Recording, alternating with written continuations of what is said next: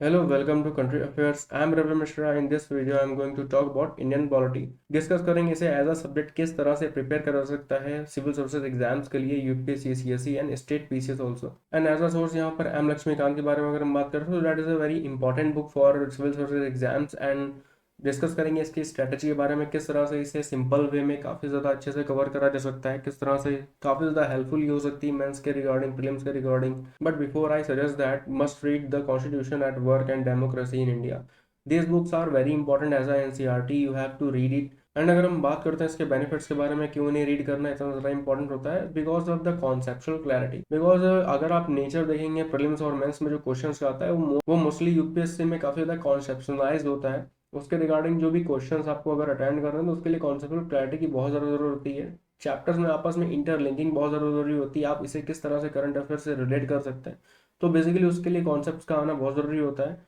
and यहाँ पर एक इंपॉर्टेंट रोल प्ले करती हैं एनसीईआरटीज जिनसे कहीं ना कहीं जो स्टैंडर्ड बुक्स में आप इन्हें रीड करने के बाद अगर पढ़ते हैं तो बहुत ही बेटर अंडरस्टैंडिंग डेवलप होती है एंड इसे काफ़ी ज़्यादा मेमोराइज करना भी इसी वजह से ईजी हो जाता है for the long term and you can relate that with the current affairs as well and यहाँ पर अगर हम प्रीवियस ईयर क्वेश्चंस के बारे में बात करते हैं तो बेसिकली कोई भी टॉपिक स्टार्ट करने से पहले you must read the previous year question paper and mains because एक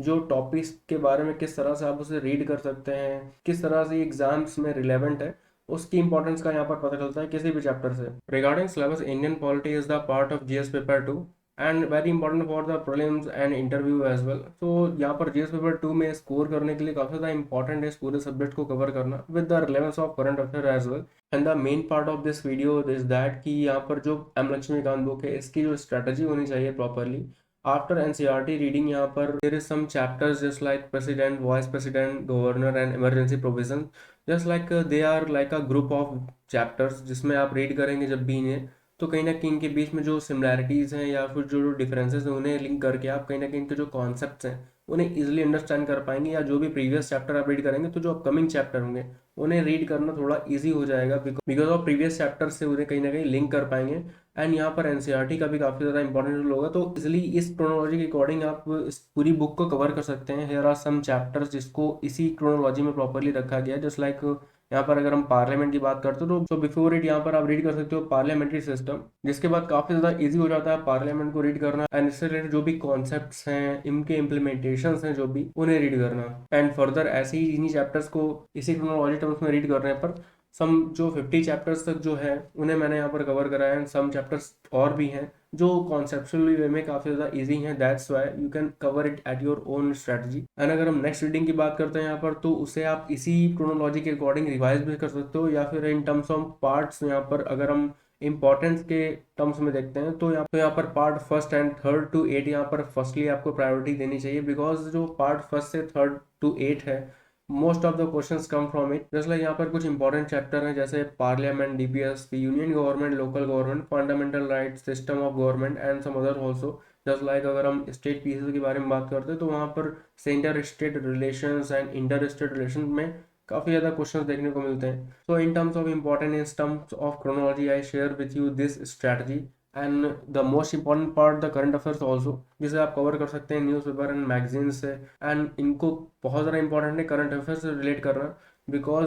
जो भी मेंस के आंसर होते हैं आप उन्हें कहीं ना कहीं अपने आंसर्स को मेंस में जस्टिफाई कर पाते हैं करंट अफेयर के फैक्ट या उनसे जो भी एग्जांपल्स आप प्रूव कर पाते हैं तो ये क्वालिटीफुल कंटेंट बनाने में काफ़ी ज़्यादा हेल्प करता है मेंस में आपको एंड प्रीलिम्स में जो भी कॉन्सेप्चुअल क्वेश्चन आते हैं उनमें भी and here is some facts जिसमें आप लर्न कर सकते हैं मल्टीपल रीडिंग्स के through because as a suggestion from teachers and UPSC toppers के बारे में बात करते हैं अगर तो उनको थ्रू भी यहाँ पर मल्टीपल रीडिंग्स के लिए सजेस्ट करा जाता है because one and second reading में it's not possible all the facts recall करना ऑल द कॉन्सेप्ट्स को समझना